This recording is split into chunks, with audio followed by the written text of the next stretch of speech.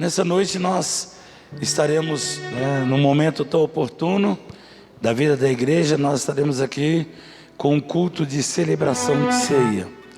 E esse é o momento para que você possa se desligar de todas as suas preocupações ou problemáticas, mas oferecer um culto racional a esse Deus tremendo e maravilhoso.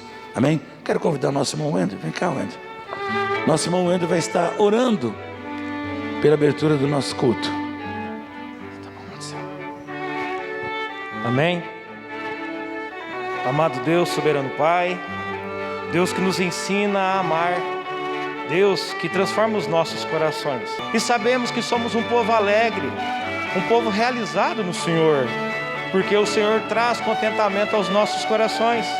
Sabemos que nós somos filhos de um Deus único, que não existe outro Deus maior que Ti, Senhor, que não existe outro Deus além de Ti. Pai, cada vez mais edifica as nossas vidas, transforma os nossos corações conforme a Tua vontade, para que possamos amar, Pai, como assim o Senhor nos ensina a amar o próximo, amar a Ti, Senhor Deus, acima de todas as coisas. Possamos sair daqui essa noite, Pai, diferentes do que entramos, com a certeza cada vez maior que nós dependemos de Ti a cada instante da nossa vida, e a seguir a Cristo, aquele que se entregou por nós, que deixou a sua glória, deixou o seu trono junto ao Pai, para viver essa nossa vida aqui nessa terra. Mas não foi pecador. Ele nos traz aos nossos corações os exemplos que Ele demonstrou. Exemplos esses que ninguém viu a Deus, mas através de Jesus Cristo nós vemos a Deus. Ó Pai, tão felizes somos nós, Pai, que nós possamos diminuir e o Senhor cresça em nossas vidas cada vez mais. Nos transforme, Pai. Abençoe o preletor dessa noite, a palavra que o Senhor colocou em seu coração, para que essa palavra seja viva e eficaz cada vez mais em nossas vidas. Pai amado, Deus de misericórdia e graça, no nome santo do Teu Filho amado, Jesus Cristo, que eu oro. Amém. Amém, amados. Coração do nosso irmão Wendel, né? Que Deus abençoe. Nós vamos louvar a Deus nessa noite. E nesse momento em que você abre a tua boca, louva, engrandece esse Deus, você também tem a liberdade, né? À frente está aqui o gasofilaço, para louvar a Deus através dos nossos dízimos e das nossas ofertas. Amém? Bom dia, igreja, graça e paz.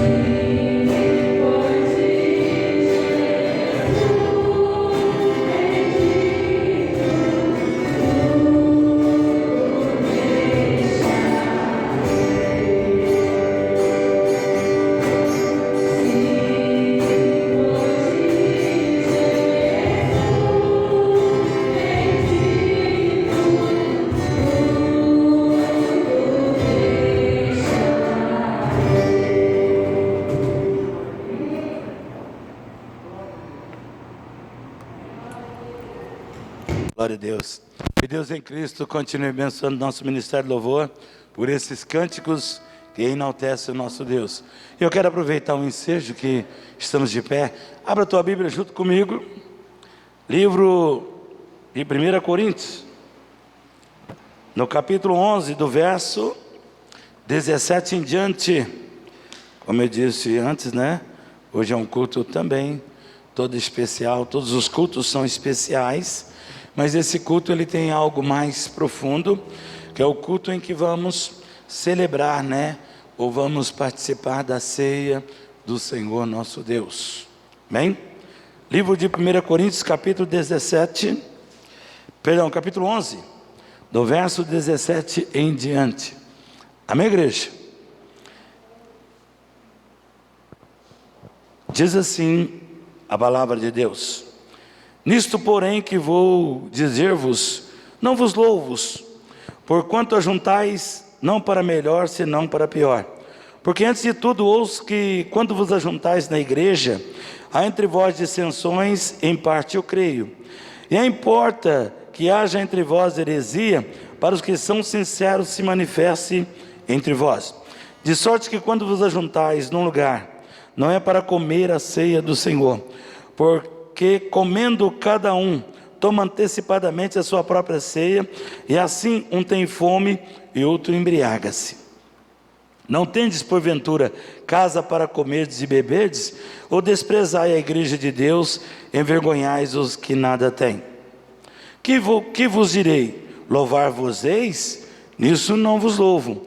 Porquanto eu recebi do Senhor que também vos ensinei que o Senhor Jesus, na noite em que foi traído, tomou o pão, e tendo dado graça, o partiu e disse: tomai e comei, este é o meu corpo, que é partido por vós. Fazei isto em memória de mim. Semelhantemente também, depois de cear, tomou o cálice, dizendo: este cálice é o novo testamento no meu sangue. Fazei isso todas as vezes que beberdes em memória de mim.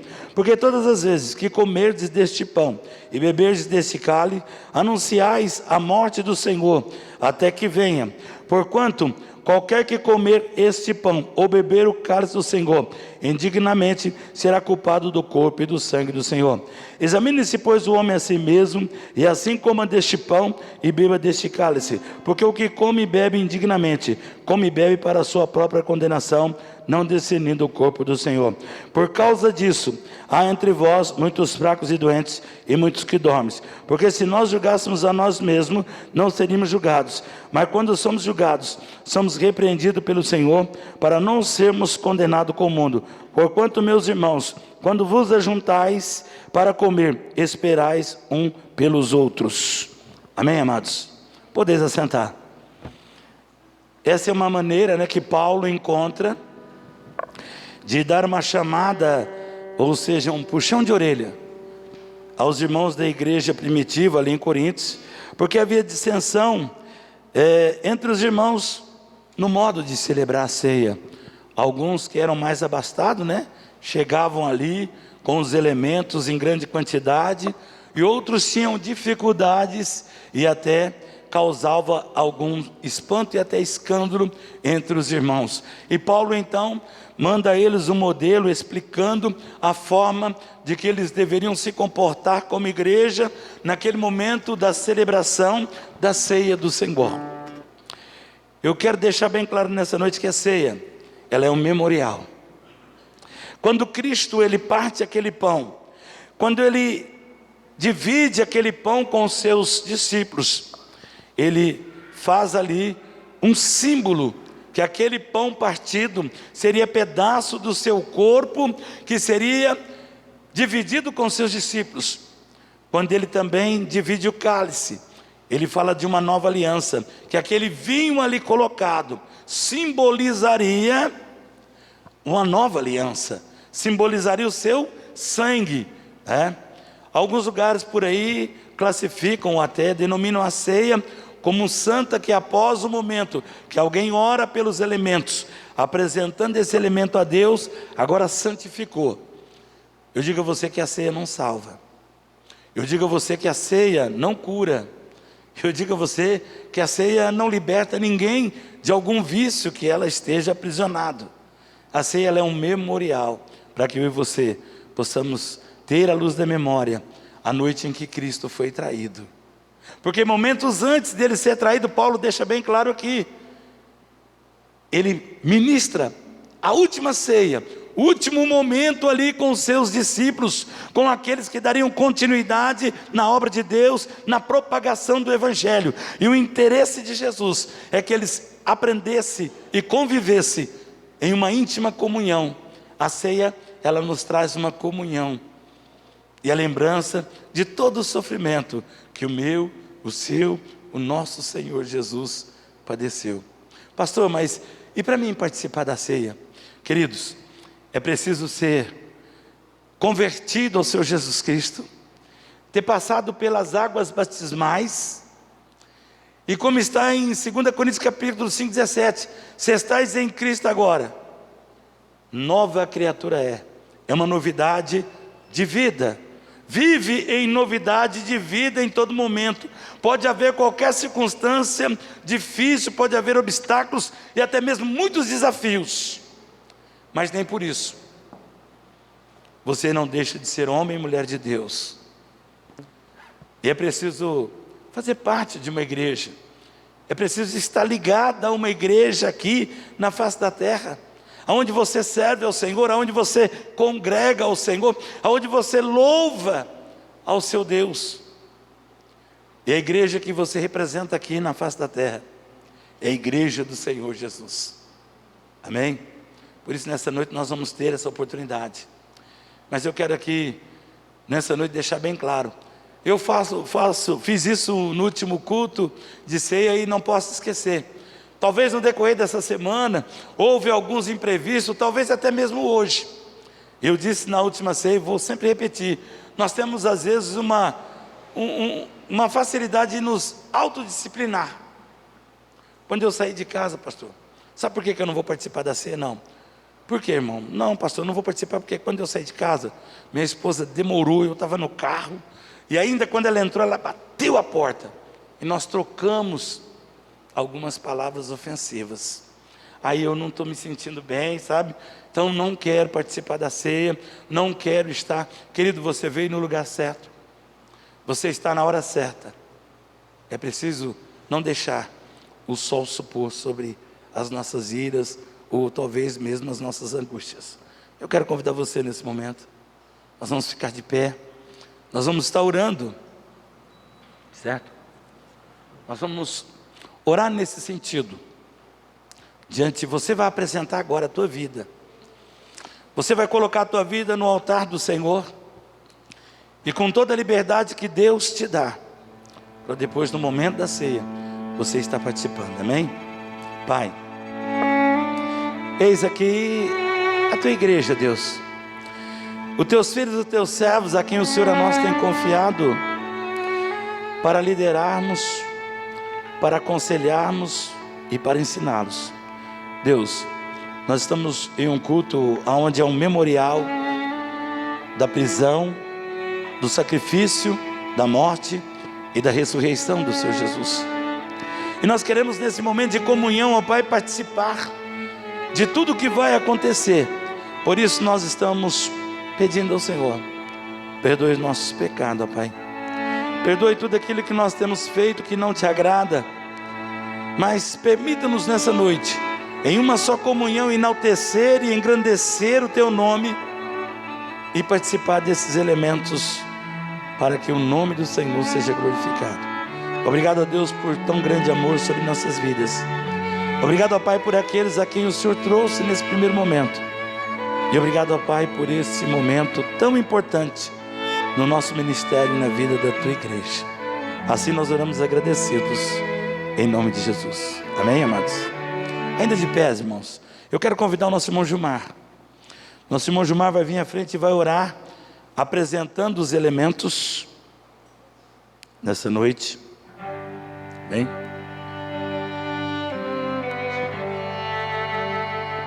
Boa noite, irmão, graças a paz. Oremos. Pai amado, Pai querido, esse momento, Pai, é importante, Pai, para a tua igreja, Senhor, esse momento aqui, Senhor, onde nós lembramos, ó Deus, a morte do Teu Filho, Senhor Jesus Cristo, Pai, por cada um de nós, ó Deus. Muito obrigado, Senhor, por tão grande sacrifício, Senhor, que o Senhor teve, Pai, por amor a nós, ó Deus. Obrigado, Pai, porque o Teu Filho derramou o sangue dele, Senhor, por cada um de nós aqui, Senhor, que nós possamos, ó Deus, ter isso, Pai, em nossas mentes, ó Pai, que foi um preço, Pai, muito alto que foi pago, Senhor, por cada vida, Pai, e que cada vida, Pai, importa e é importante para Deus, ó Deus. Obrigado, Pai, porque o Senhor, Pai, nos purificou, Pai. Obrigado, Pai, porque o Senhor nos escolheu, Pai. Muito obrigado, Pai, por estarmos aqui reunidos como Teu povo, Pai, como povo, Pai, separado para Ti, Pai. E nesse momento, Senhor, que o Senhor abençoe, Pai, os elementos aqui, Senhor, que nós possamos, ó Deus, ter, Senhor, essa comunhão contigo, Pai, sempre, Pai. Que o Senhor possa, Pai, cada vez mais, ó Deus, ser engrandecido. Essa é a oração que eu te faço em nome do Teu Filho, o Senhor Jesus Cristo. Amém. Amém, igreja. Após a oração do nosso irmão Gilmar, nós vamos iniciar o ato da ceia. Você vai ter liberdade, você vai sair do seu lugar, vai vir aqui à frente, vai tomar os elementos, volta para o seu assento e vamos esperar para que todos juntos nós possamos participar da ceia do Senhor. Amém, irmãos?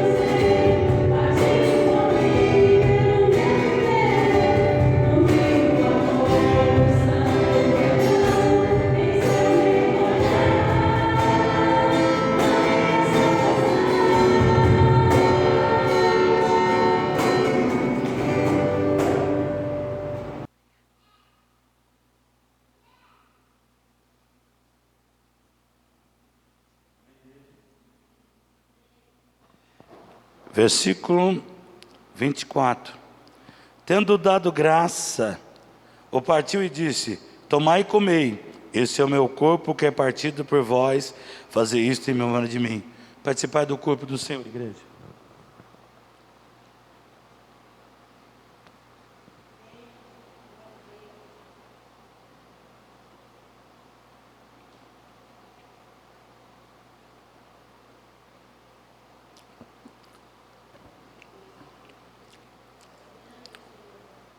Amém. Versículo 25. Semelhantemente, também depois de cear, tomou o cálice dizendo: este cálice é o novo testamento no meu sangue. Fazei isso todas as vezes que beberdes em memória de mim. Em memória do Senhor. Participar do cálice, igreja.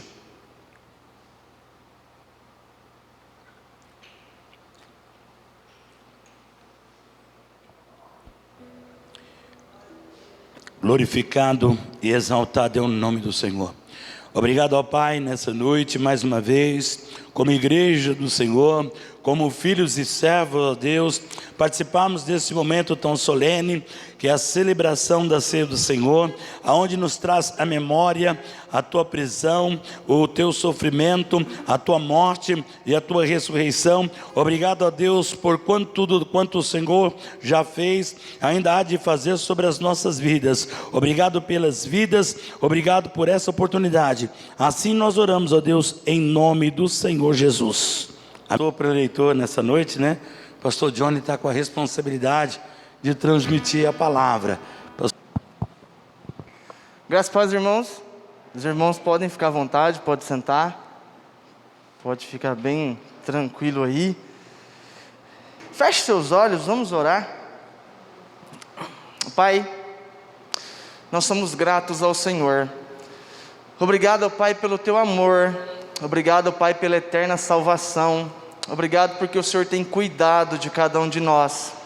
Ó Deus, em tudo, ó Pai, que está acontecendo no mundo, ó Deus, essa pandemia, ó Pai querido, e outras enfermidades, o Senhor tem guardado, ó Deus, cada um de nós, o Senhor tem sustentado, o Senhor tem nos dado força, derramado graça, e nós pedimos ao Senhor, ó Pai, faça realmente a sua vontade sobre a humanidade, ó Deus, e que a sua vontade prevaleça sobre todas as coisas, e nos ajude, Senhor, a ter um coração grato, um coração louvável a Ti, um coração que venha entender, ó Pai, os Teus princípios, um coração que venha entender a Tua ordem, e que em tudo, ó Pai, nós não venhamos nos entristecer, se talvez o Senhor disser não para nós, mas talvez o Senhor está dizendo espera um pouco, que nós possamos entender o Teu momento, e que tudo, ó Deus, em nossas vidas nós possamos entregar para o Senhor. Nós Te louvamos por tudo, pedimos ao Senhor que nos ajude, que a Tua palavra seja ministrada, que o Espírito Santo do Senhor venha ter liberdade, ó Pai, nos corações, que o Senhor permita que o Espírito Santo venha falar em cada coração aqui, e que no nome do Senhor Jesus, ó Pai, vidas venham ser transformadas para a honra e glória do Senhor. Repreenda o mal, que o Senhor mesmo repreenda Satanás e seus demônios, e não permita, ó Pai, que haja distração em Tua palavra, mas que o nome do Senhor seja glorificado, em nome de Jesus, amém. Amém, queridos? Amém. Nós sempre falamos que o Evangelho ele é uma missão de resgate. O Evangelho ele não é para você ensinar a nadar, ele não é para você ensinar a andar, ele é realmente para resgatar o ser humano, o pecador, do lamaçal do pecado. Foi isso que Jesus fez na cruz por nós. Ele veio e Ele se entregou por amor de cada um de nós. E infelizmente muitos ainda não conseguem entender esse sacrifício, não conseguem entender o que foi feito, que momento foi aquele, que ato foi aquele, aonde o nosso Salvador, Ele estava se entregando naquela cruz para salvar o pecador, para salvar eu e você, pecadores, e através de Cristo nós conseguimos a redenção dos nossos pecados. Então eu costumo dizer que o Evangelho é uma missão de resgate, o Evangelho é para resgatar, e por isso nós, como servos do Senhor, precisamos pregar a palavra a tempo e fora de tempo, e fazer com que a palavra chegue até os corações, porque quem convence é o Espírito Santo, é Ele quem vai convencer o pecador, é Ele quem vai mudar a história da humanidade. Quando Pedro, se você quiser ir lá comigo, 1 Pedro, ele fala aos irmãos, ele escreve ali para cristãos,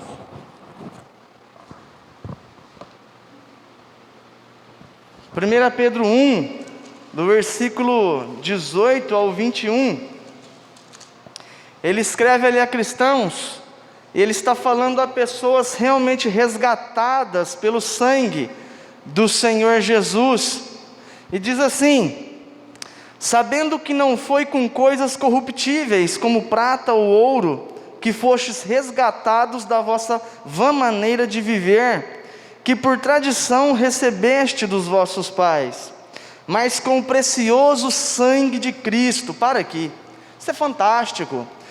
Pedro está dizendo aos irmãos salvos, aos irmãos ali convertidos ao nome do Senhor, aos irmãos que entenderam o sacrifício da cruz. Ele está dizendo assim: vocês não foram comprados ou resgatados por prata ou ouro, não. Vocês foram resgatados por algo mais precioso do que prata, do que ouro: o sangue de Jesus.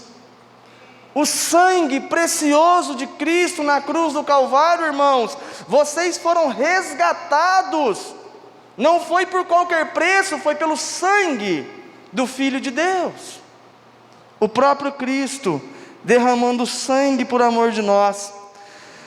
E continua: como de um cordeiro imaculado e incontaminado, o qual na verdade outro tempo foi conhecido ainda antes da fundação do mundo, mas manifestado nesses últimos tempos por amor de vós. E por ele credes em Deus, que o ressuscitou dos mortos, e lhe deu glória, para que a vossa fé e esperança estivessem em Deus. Queridos, o sangue de Jesus é suficiente. Nós nos deparamos com muitas coisas hoje na cristandade que tira o propósito do Senhor, que tira a verdade da cruz. Nós nos colocamos hoje, nos posicionamos com cada pensamento, aonde que se você não fizer algo, o sangue não é suficiente. Ele é suficiente sim, é o sangue de Cristo, não há nada comparado ao sangue, ao Cordeiro puro, desde a fundação, antes da fundação do mundo, é desse Cordeiro que nós estamos falando. As pessoas querem colocar algumas coisas como se o sacrifício não fosse o ideal. Ah, mas não adianta só o sacrifício, se você não fizer boas obras. Não adianta só o sacrifício, se você não ir nos hospitais visitar. Queridos, é o sangue de Jesus. Eu já ouvi falar: Johnny, mas o que adianta o sangue ter libertado se você não toca no louvor? Que absurdo! Que evangelho é esse? Aonde há uma troca, onde o sangue não é suficiente. A igreja precisa voltar a entender que o sangue de Cristo, ele é único, ele é suficiente para a redenção dos pecados de toda a humanidade. Não há nada que possa tomar o lugar do sangue de Jesus. O sangue é único. É através do sangue que há a libertação dos pecados. É através do sangue que nasce uma nova vida. É através do sangue do Senhor. João 1:29. No dia seguinte, João viu Jesus que vinha para ele e disse: eis o Cordeiro de Deus que tira o pecado do mundo. Quando a palavra Pedro está dizendo: olha, Cristo como de um cordeiro imaculado, esse é o Cordeiro perfeito, Jesus. Quando João Batista vê, ele diz: eis aquele, o Cordeiro de Deus que tira o pecado de todo mundo. Esse Cordeiro é tão suficiente que todos os sacrifícios feitos no Antigo Testamento, todos os animais ali que morreram, Jesus foi suficiente como homem entregando o seu sangue. Todos aqueles sacrifícios já não precisam ser mais feitos, porque houve um sacrifício, um único sacrifício que deu redenção a todos os homens: Jesus Cristo, Filho de Deus. Jesus Cristo, Filho de Deus. Nós sempre falamos do sacrifício perfeito, o sacrifício que foi suficiente para tirar todos os pecados da humanidade. O problema é que as pessoas não entendem esse sacrifício. O que mais me entristece, meus irmãos, é quando nós falamos com alguém, ou nós falamos com alguns irmãos, e eu volto a repetir isso aqui, nós questionamos os irmãos, nós falamos com os irmãos a respeito de Cristo, mas não há uma convicção na cristandade hoje, de que cristão que nós somos, para onde nós vamos, se ao fechar nossos olhos, para onde iremos? Pessoas têm sua fé fundamentada em muitas coisas, menos em Cristo. Eu conheci um senhor que ele ia na igreja, templo agora, igreja eu sei que somos nós, mas quando eu usar a expressão igreja aqui, eu vou usar a expressão templo, tá? Então ele ia na igreja e eu começava a falar com ele, ele dizia assim, a filha dele me confessou, ela falou: Johnny, ele vem todos os domingos porque ele diz que ele tem muita fé na igreja, no templo, que a igreja vai salvá-lo, que o templo vai salvá-lo. Mas que absurdo em pensar que um templo pode se colocar na frente do Cristo, aquele que morreu na cruz. Que absurdo pensar que essas paredes, esse concreto que pode ser derrubado a qualquer momento, pode tomar o lugar do Senhor Jesus na cruz. É um absurdo nós, como cristãos, colocar coisas na frente do Senhor e entender que talvez eu faço algo no reino de Deus porque eu preciso, para que aumente o meu galardão com o Senhor, ou para que aumente a minha parte de salvação com o Senhor. Que é isso? Que evangelho é esse? Ou nós somos salvos ou nós não somos salvos. Os homens da Bíblia, quando você olha no Novo Testamento, o carcereiro, ele apenas creu no Senhor Jesus e foi salvo. Ele não precisou fazer uma escritura do céu, não, ele foi salvo. Porque a salvação está no nome de Jesus e não na placa da igreja. E o que as pessoas mais não entendem são isso. As pessoas têm fundamentado muitas coisas. A minha religião vai me salvar. Será? Será que a sua religião vai te salvar? O templo vai me salvar. Será? A denominação batista vai me salvar. Será que vai? Será que a denominação consegue salvar o ser humano? Jesus salva o ser humano. Jesus transforma a vida do ser humano. Quando nós conversamos com as pessoas, nós sempre conversamos e elas sempre falam de religião para mim. E a primeira pergunta que eu faço para elas é a seguinte: se você morrer hoje, para onde você vai? Aonde a sua fé está fundamentada? É na sua religião ou é no Cristo Salvador?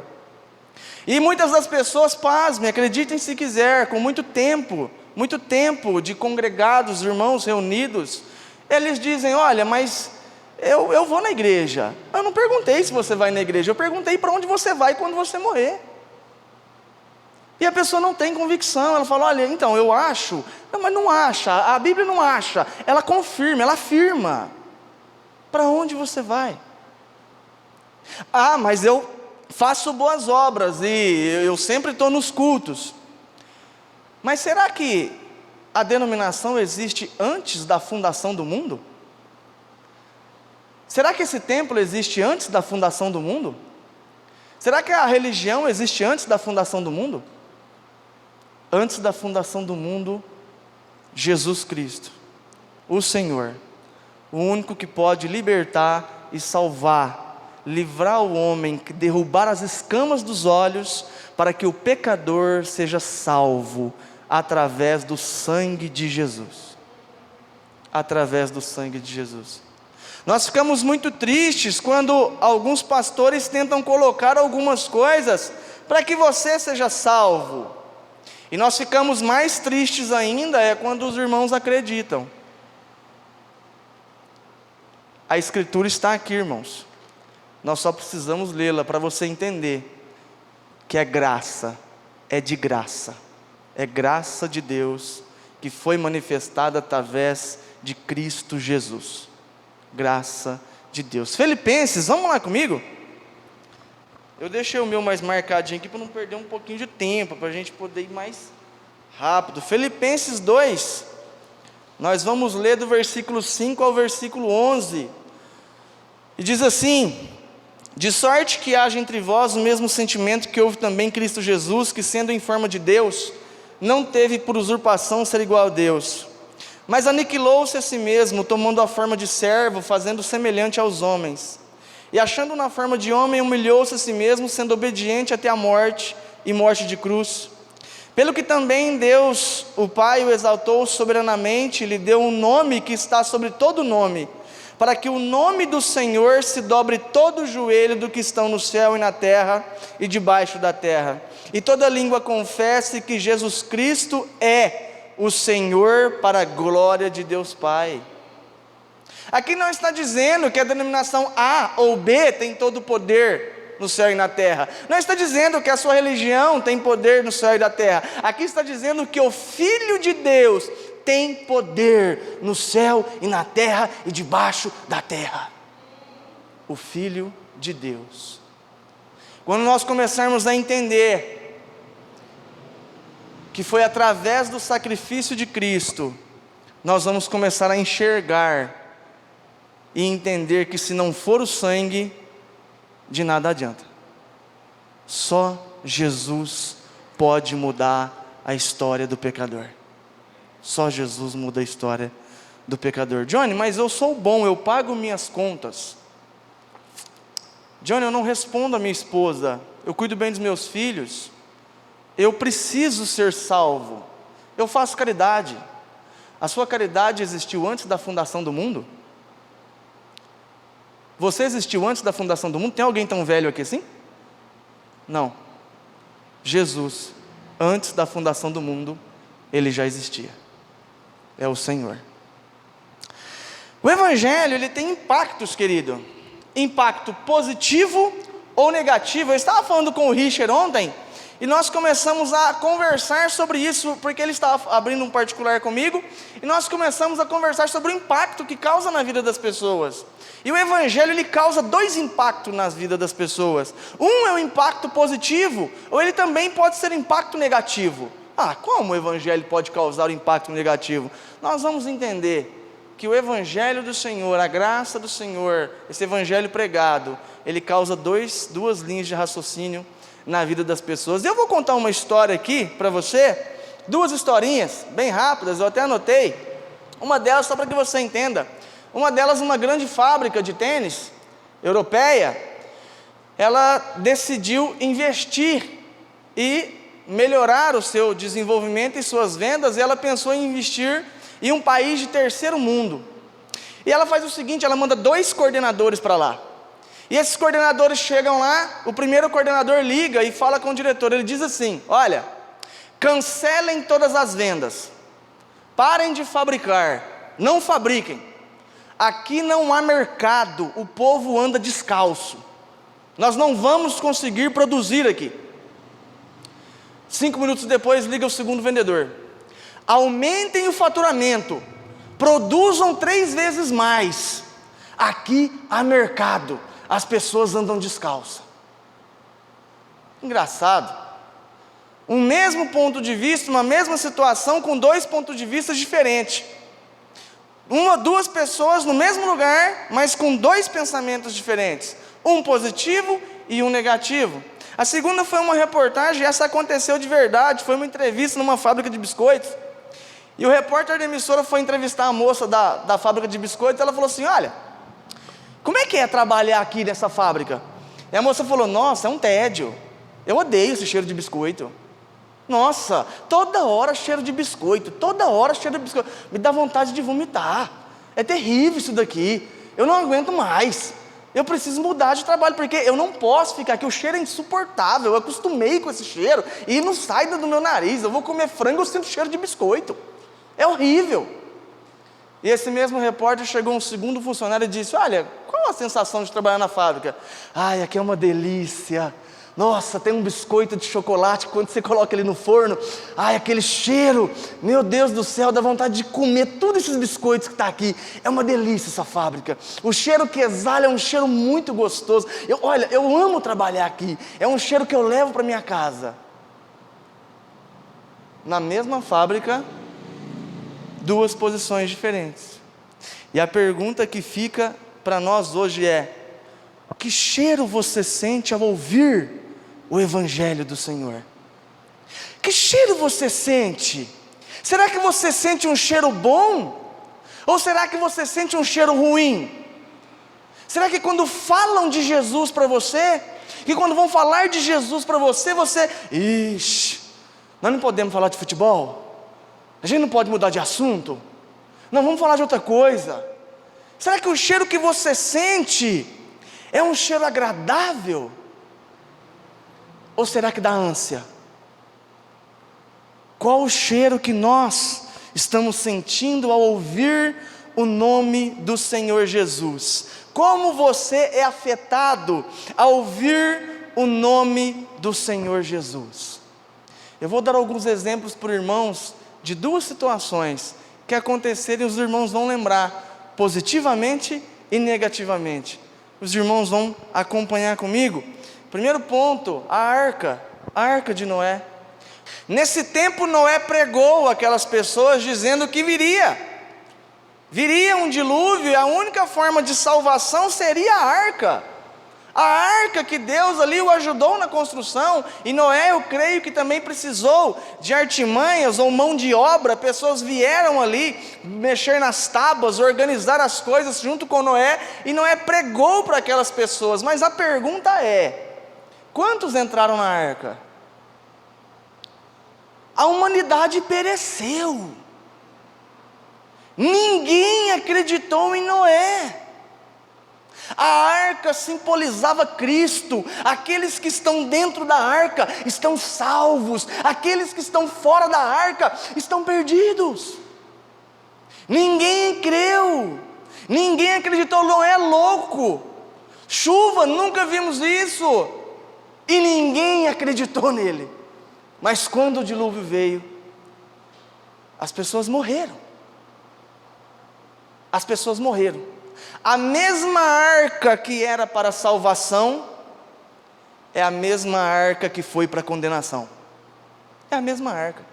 A mesma arca que foi construída para salvar o ser humano é a mesma arca que foi construída para fechar as portas e o ser humano não poderia entrar mais. E o ser humano morreria longe da arca. Hebreus 11:7. Pela fé Noé é divinamente avisado das coisas que ainda não se viam. Das coisas que ainda não se viam. O que é as coisas que ainda não se viam? O Evangelho. Como assim? Eu não vi Jesus Cristo na cruz, você viu? Eu não vi Jesus Cristo morto, eu não vi a ressurreição, eu não vi o sangue derramado, eu não vi, mas eu creio porque em Timóteo diz que homens inspirados por Deus escreveram essa palavra, os testemunhos desses homens, eu creio nesse testemunho, eu creio que essa palavra foi inspirada por Deus e por isso eu creio no Evangelho. Você não viu, mas você crê.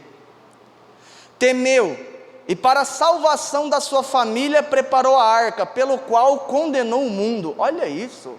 Olha esse versículo, talvez a gente não anota esse versículo. Olha isso. Pela fé Noé é divinamente avisado das coisas que ainda não se viam, temeu. Para a salvação da sua família preparou a arca, pela qual condenou o mundo. A arca salvou, mas também condenou. Para uns, cheiro de vida, mas para outros que não creram, cheiro de morte. E ninguém acreditava. É a mesma coisa quando você diz hoje que Jesus está voltando. Não acreditam, mas Ele vai voltar. E foi feito herdeiro da justiça, que é segundo a fé. Johnny, mas a arca eu sempre entendi que era para salvação. É, daqueles que creem. Dos que não creem, condenação.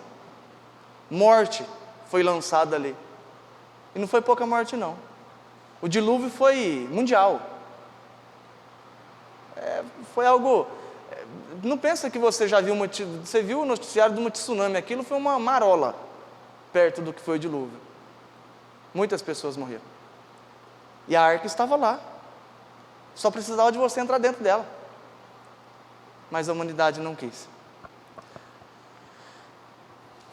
Êxodo 14, 15 e 16. Então disse o Senhor a Moisés, olha que interessante, outro exemplo, quando o mar for aberto e os hebreus passaram ali. Então disse o Senhor a Moisés, por que me chamas a mim? Dize aos filhos de Israel que marchem, e tu levanta a tua vara, estende a tua mão sobre o mar e fende-o, para que os filhos de Israel passem pelo meio do mar em seco. Impressionante, um milagre impressionante, o milagre de Deus. Moisés, estende a mão, o mar vai abrir, os hebreus vão passar, eles vão fugir dos egípcios. Aqueles hebreus, eles acreditavam, eles viram o milagre, eles passaram em seco. A Bíblia diz que eles não sujavam nem os pés, eles passaram. Mas olha que interessante, Versículo 26. E disse o Senhor a Moisés: estende a tua mão sobre o mar, para que as águas tornem sobre os egípcios, sobre os seus carros e sobre os seus cavaleirianos.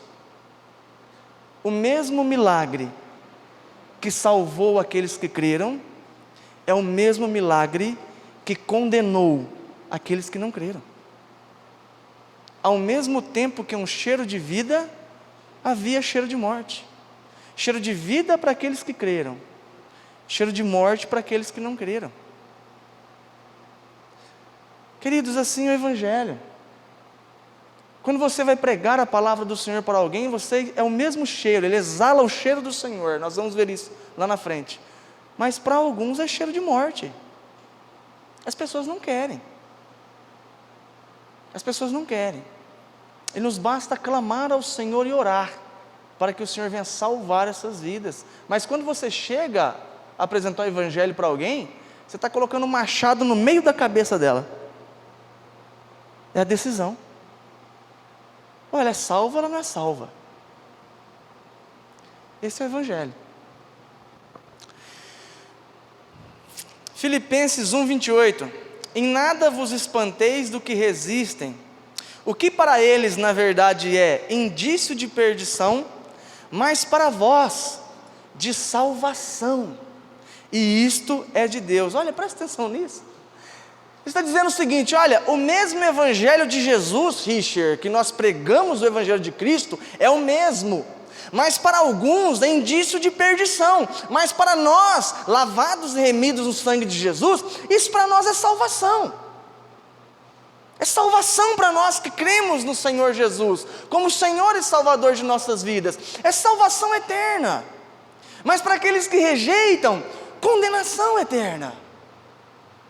E Deus te dá tempo para que você venha se realmente entender o sacrifício. Johnny, por que o Senhor não voltou ainda? Por amor de ti, por amor de mim, por amor da humanidade. O Senhor é longânimo, Ele está dando tempo para que as pessoas reconheçam e entendam que Jesus Cristo é o Senhor. É isso. E as pessoas infelizmente não conseguem compreender. Mas a pergunta: como você está? Você está dentro da arca ou fora da arca? Você está passando no Mar Vermelho junto com os hebreus? Ou você vem em alguma carruagem com os egípcios? Em que posição você está? Que cheiro tem o Evangelho para você? Seus olhos brilham quando você abre a palavra e lê a majestade do Senhor, você fica empolgado. Os seus olhos se alegram e você começa a falar de Jesus, você não para mais, e você começa a ver como Deus é bom. Você sente isso? Que cheiro tem para você o Evangelho? 1 Pedro, capítulo 2, versículo 7 e 8. Mais um exemplo de duas coisas juntas. E assim para vós, os que credes, é preciosa, mas para os rebeldes, a pedra que os edificadores reprovaram, essa foi principal de esquina, uma pedra de tropeço e rocha de escândalo para aqueles que tropeçam na palavra, sendo desobedientes, para o que também foram destinados. Quem é a pedra? A pedra é Jesus. Essa pedra que era a pedra principal, pedra de esquina. A pedra de esquina naquela época, a principal, era a pedra mais formosa, era a pedra mais forte, era a pedra que mais chamava atenção, que segurava todas as outras pedras. Ela era a pedra principal. Essa pedra, para aqueles que crer, é preciosa, mas para aqueles que não crer, ela é pedra de tropeço, porque não crê no Senhor, não crê no Filho de Deus. E quando não se crê no Filho de Deus, ao fechar seus olhos, você está condenado.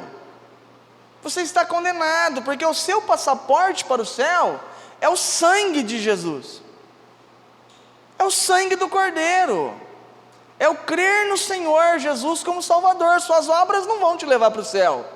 O que você faz aqui não vão te levar para o céu. Seus frutos não vão te levar para o céu. Até porque fruto é terreno. Você não vai ter fruto no céu. Fruto é terrenal. Você vai querer entrar com fruto no céu? Não, você tem que entrar com sangue. É o sangue de Jesus. É a única forma de entrar no céu. E essa pedra, a rocha, para os rebeldes, pedra de tropeço. Quem reprovou Jesus? Os judeus reprovaram Jesus. E nós reprovamos Jesus também? Todos nós reprovamos o Senhor. Todos nós não aceitamos o Senhor. Todos nós endurecemos os nossos corações. Se não fosse o Senhor salvar a sua vida, coitado de nós. Coitado de nós. O homem não é bom. O homem não escolhe bom. Que absurdo pensar que o homem pode escolher o melhor. O homem escolhe o melhor, o homem é mau. O homem ele escolhe o próprio umbigo, ele escolhe o melhor para ele, para a família dele. Ele não escolhe o melhor para a humanidade, ele escolhe para ele. Ele vai escolher o melhor trabalho para ele. O homem pensa mal. O homem deseja mal. O homem tem ódio. O homem é ruim. E ainda eu tenho que ouvir que o homem é bom. Se não for a graça, se não for a misericórdia do Senhor, já estávamos mortos, aniquilados, fulminados. Essa é a expressão melhor. Mas o sangue de Jesus, é Ele que te mantém de pé, é Ele que me mantém de pé. Você não é qualquer um, você é filho do Senhor. Você é filho do Senhor. A mesma pedra que Deus usou para a salvação, a mesma pedra que hoje é pregada a Jesus para a salvação, é a mesma pedra que é pregada também para a rejeição, que as pessoas rejeitam. É o mesmo Jesus. Ele é ministrado para a salvação, mas tem cheiro de vida para alguns e cheiro de morte para outros. A condenação.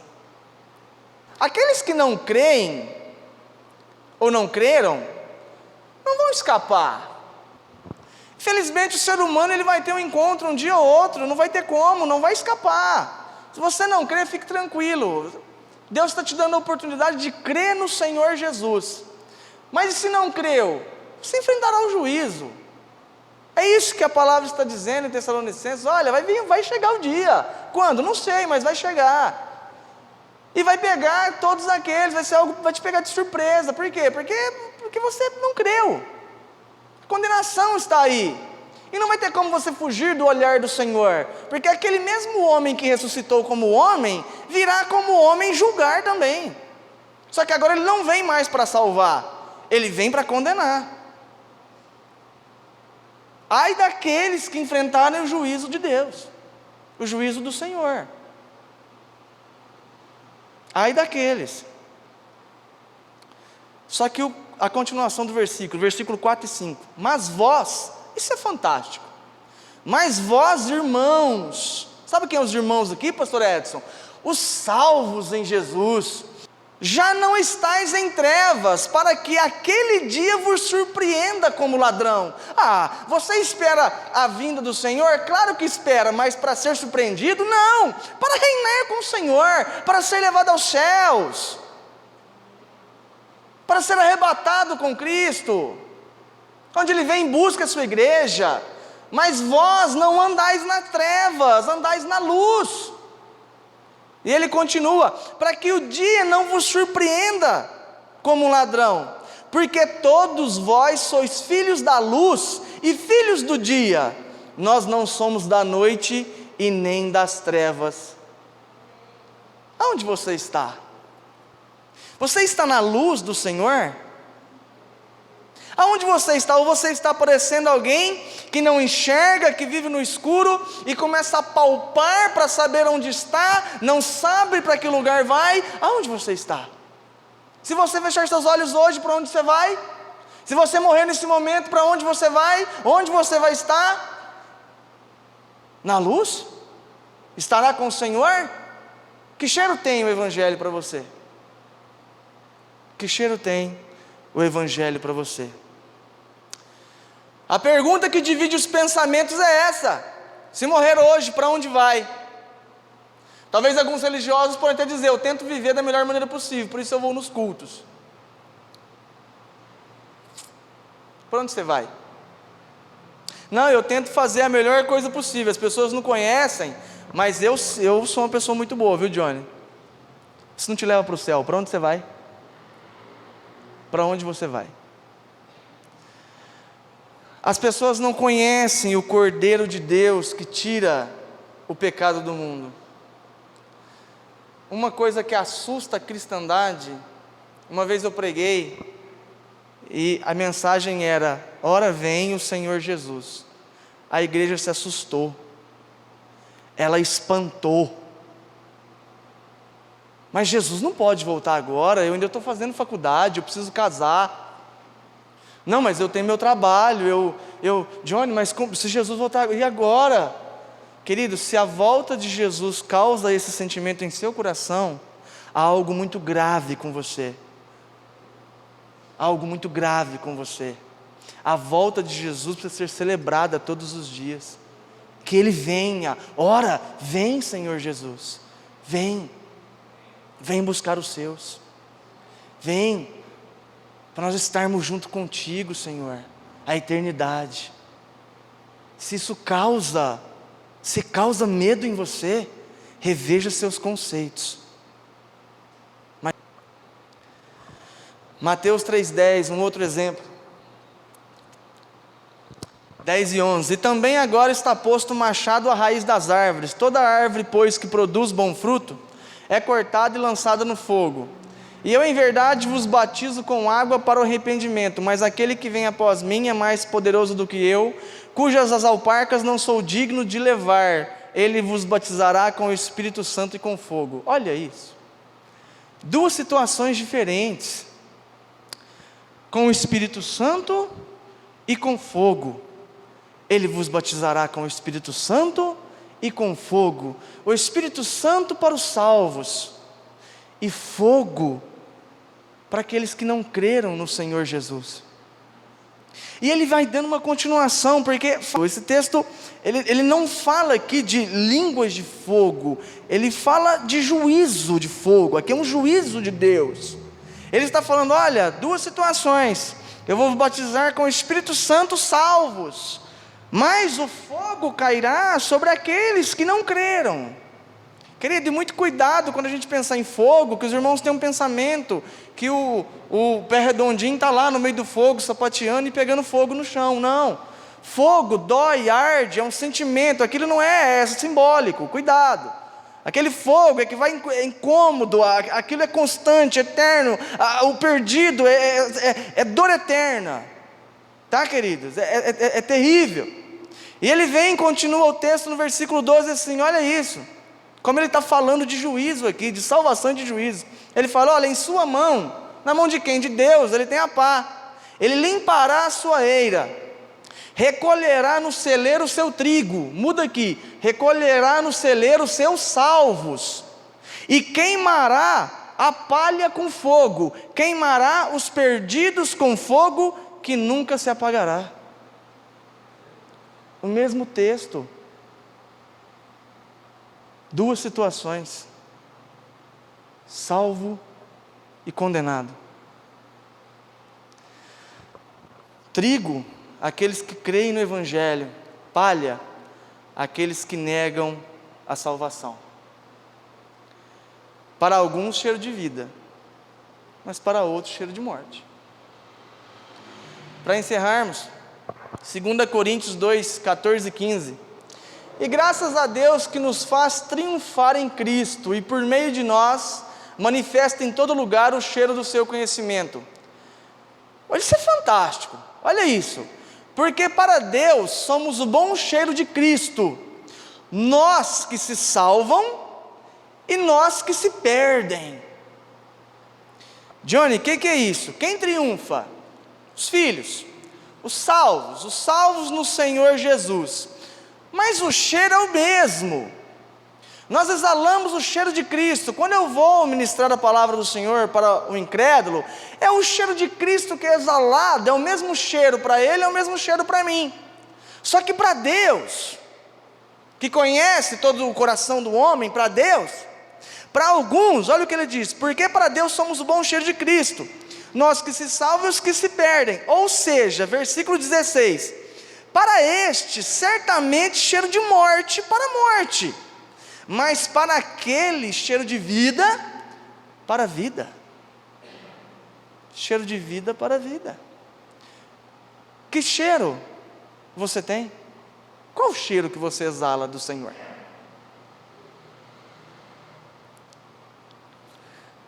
O evangelho é pregado, a palavra é lançada, o mesmo cheiro é lançado, mas para alguns é rejeitado, para outros é aceito. A arca foi um grande exemplo. Só a família entrou lá, família de 8 pessoas. E o restante daquele povo? E o restante, a palavra pregada, ministrada, não creram, condenados. A arca fechou. Na verdade, se eu não estiver enganado, a Bíblia diz que Deus fechou a porta da arca. Foi Ele que fechou, para que ninguém mais entrasse. Infelizmente, muitos vão se encontrar com Jesus, mas para juízo. Isso é o que entristece nossos corações. Eu só tenho uma coisa a dizer para a igreja, para os irmãos: creia no Senhor Jesus hoje, receba o perdão dos seus pecados e viva eternamente para a glória de Deus. Vamos dar graças a Deus. Pai, obrigado pela Tua palavra, obrigado pelo Teu amor, obrigado pelo Teu cuidado. Nós pedimos ao Senhor, ó Deus, que o Senhor possa salve pessoas, ó Deus, para que elas também venham, ó Pai, aproveitar, que elas venham se alegrar, ó Pai, da Tua presença. Ó Deus querido, que vidas sejam transformadas, ó Pai, e vidas venham a entender, que as escamas sejam retiradas, ó Deus, mas que todos venham a compreender que o Senhor Jesus, Ele é o meu, é o nosso Salvador, e através de Cristo, todo aquele que crê no sacrifício de Jesus, ele tem a vida eterna para a glória do Senhor. Nós te louvamos, nós te agradecemos, em nome de Jesus, amém.